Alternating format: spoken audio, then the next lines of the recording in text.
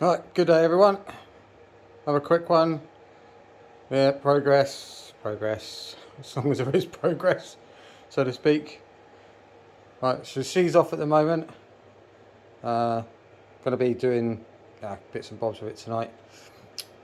Right, I've done a little post the other week, last week I believe, just on the spindle. So spindle's attached, I know, rough, please excuse. So just connected via heart and plugs. Not really safe to touch right now, but you know. And then the liquid cooling is connected via some dry fits. If you're not sure what they are, it's a liquid coupler. It's for hydraulics predominantly, but you know, liquid's liquid. And with these, it means that I can I've got the pump off at the moment anyway, so it's a liquid cool. This is a 2.2 kilowatt liquid cooled spindle. And I've got obviously in, out, shake it all about, eh? And basically I can disconnect this because it's obviously going to be like a tool change, rough tool change, but tool change nonetheless. I can disconnect this just by putting it on, try and do this with one hand. There we go, look at that. So there's still liquid in here, but I ain't got to worry about anything coming out. See? So I can disconnect or reconnect at my leisure.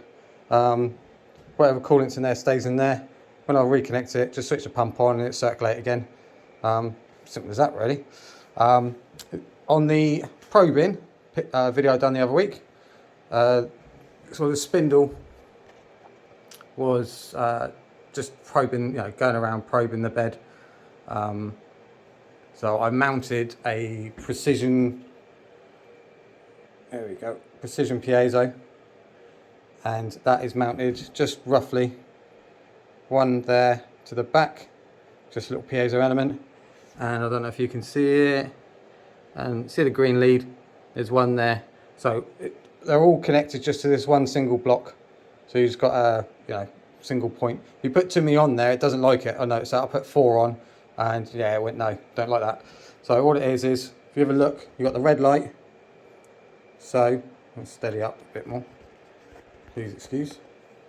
Got the red light. If I give it a tap, you see the blue light, just a little tap. So that means so you can see both at the same time. Little tap, like that. You can barely hear me tapping it, and it's registering, yeah. So that means that I can probe with that if I wish. Purely in the Z, I don't know about. I haven't really tried. Oh, that's a bit too rough. That probably crash. But I might be able to figure out a way to turn this into an actual probe. Quite be interesting. That seems to be okay. Doesn't like that way though. So yeah, it's not ideal. But at least it works in the Z. So I could probably use that for tool offset as well as probing my bed. But it's hooked up to the actual mounting frame. Yeah. So it means that when I take this tool off and put that tool on, it should still work. So when I'm doing bed mesh, I should be able to utilise that quite well. Obviously I'm going to use a spindle to tram the bed anyway.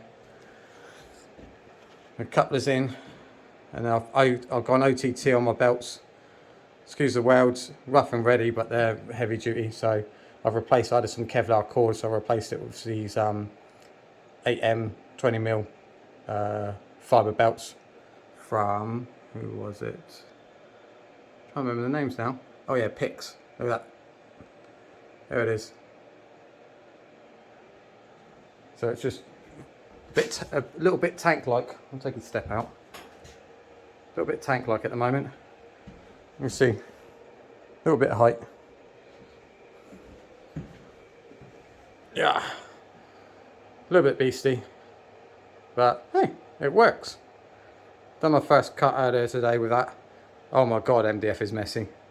So kind of hard to see. There's some slight ribbing, but other than that, I had to do one little adjustment, and yeah, that came out quite nice. So should be doing the whole, like literally the whole bed, machine down the whole bed soon.